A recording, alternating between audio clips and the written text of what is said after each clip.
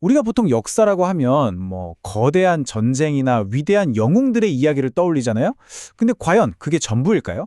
오늘 이 시간에는요, 세상을 바꾼 백통의 편지라는 책을 통해서 교과서에는 절대 나오지 않는 역사의 진짜 얼굴, 그 내밀한 기록 속으로 한번 들어가 보려고 합니다. 자, 그럼 첫 번째로 우리가 역사라고 배워온 것들이 과연 진실의 전부인지 한번 따져보면서 시작해 볼게요. 이 질문부터 한번 시작해 볼까요? 우리가 학교에서 배우는 그 역사, 과연 있는 그대로의 사실일까요? 아니면 누군가에 의해서 아주 보기 좋게 편집된 일종의 요약본은 아닐까요? 사실 공식적인 역사 기록에는요, 의도했던 안 했던 빠져있는 부분들이 정말 많거든요. 역사는 어떻게 보면 이렇게 두 개의 얼굴을 가지고 있는 셈이죠. 한쪽에는 승리한 사람들의 입맛에 맞게 아주 잘 다듬어진 공식 역사가 있습니다. 거대한 이야기 뒤에 감춰진 진실들이죠. 하지만 바로 그 뒷면에는요, 한 개인의 고뇌와 날 것 그대로의 감정이 담겨있는 숨겨진 역사가 존재합니다. 바로 오늘 우리가 들여다볼 부분이 바로 여기입니다. 바로 이 책이 말하는 핵심이 이겁니다. 진짜 역사를 발견할 열쇠는 무슨 거창한 기록 보관소가 아니라 바로 지극히 개인적인 편지 한 통 속에 있다는 거죠. 교과서에서는 결코 볼 수 없었던 살아 숨쉬는 인간적인 그 순간들이 바로 여기에 담겨 있다는 겁니다. 근데 왜 하필 편지일까요? 세상에 수많은 기록들이 있는데 유독 이 편지가 그토록 특별하고 강력한 힘을 갖는 이유, 대체 뭘까요? 이 책에서는 편지를 살아있는 텍스트라고 표현하더라고요. 와, 정말 멋진 말 아닌가요? 이건 단순히 사건을 나열한 기록이 아니라는 뜻이에요. 한 사람의 분노, 망설임, 확신 같은 그 내면의 목소리가 고스란히 담겨있기 때문이죠. 말 그대로 차가운 역사적 사실에 따뜻한 인간의 숨결을 불어넣는 겁니다. 편지가 이렇게까지 강력한 이유는 뭘까요? 우선 사건이 터지는 바로 그 순간에 쓰였다는 즉각성이 있어요. 그리고 다른 사람에게 보여주려고 쓴 글이 아니니까 진짜 속마음이 드러나는 여과되지 않은 솔직함이 담겨있죠. 그리고 무엇보다도 지극히 개인적이라는 점. 우리를 그 시대의 한 사람과 직접 연결해주는 다리 역할을 하는 겁니다. 결국 역사는 거대한 사건의 나열이 아니라 바로 이런 수많은 개인들의 이야기가 모여서 만들어진다는 걸 보여주는 가장 강력한 증거인 셈이죠. 자, 이제 이론적인 이야기는 이쯤 하고요. 본격적으로 과거의 봉인을 한번 뜯어볼 시간입니다. 실제 편지들이 어떻게 역사의 물줄기를 바꿨는지 진짜 놀라운 사례들을 지금부터 함께 살펴보겠습니다. 때는 1862년, 미국이라는 나라가 남북으로 쪼개져서 그야말로 피를 흘리던 시기였습니다. 노예제 문제와 연방의 존립이라는 거대한 국가적 위기 앞에서 링컨 대통령은 역사적인 결정을 내려야만 했죠. 바로 이 편지입니다. 링컨이 호레이스 그릴리라는 당시에 아주 유명한 편집장에게 보낸 공개서안의 한 구절인데요.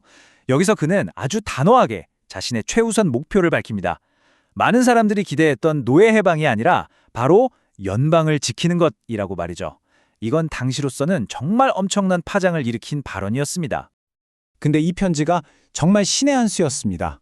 자신의 정치적 우선순위를 명확하게 밝힘으로써 북부의 여론을 하나로 꽉 묶었고요.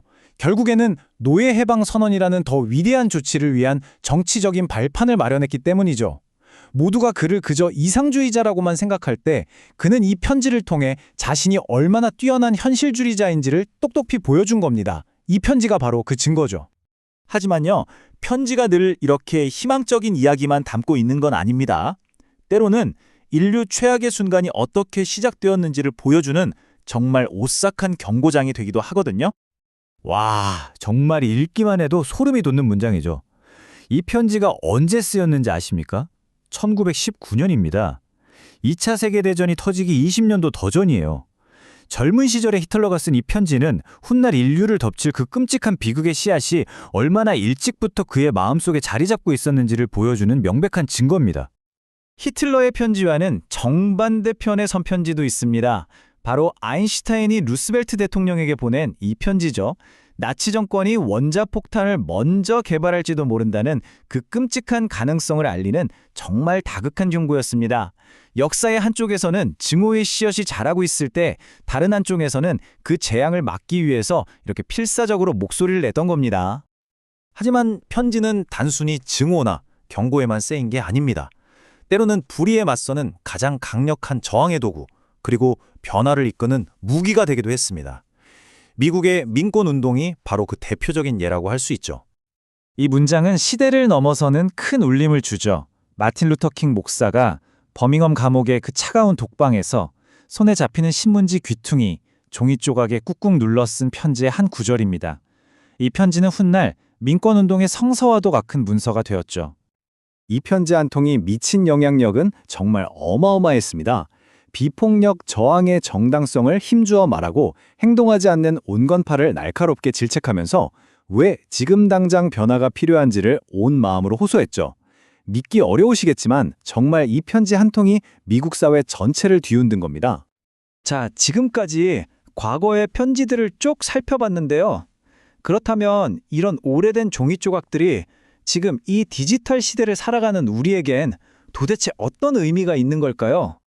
메시지를 담는 그릇, 즉 매체는 파피루스에서 기펜으로 쓴 편지로, 또 전보를 거쳐서 오늘날의 영상 메시지까지 정말 극적으로 변해왔습니다. 하지만 한번 보세요. 그 본질, 그러니까 세상을 바꾸려는 한 개인의 목소리를 전달한다는 그 목적만큼은 단 한 번도 변하지 않았습니다. 기술은 계속해서 변화하겠죠. 앞으로도 그럴 거고요. 하지만 중요한 진실을 전달하고 세상을 바꾸려는 인간의 그 근본적인 열망만큼은 결코 변하지 않습니다.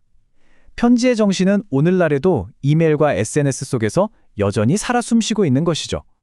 자, 마지막으로 여러분께 이 질문을 하나 던지면서 마무리할까 합니다. 우리가 매일같이 무심코 주고받는 그 수많은 이메일, 문자, SNS 게시물들 있잖아요.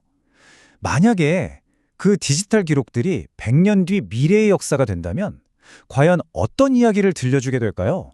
한 번쯤 곰곰이 생각해보는 것도 좋을 것 같습니다.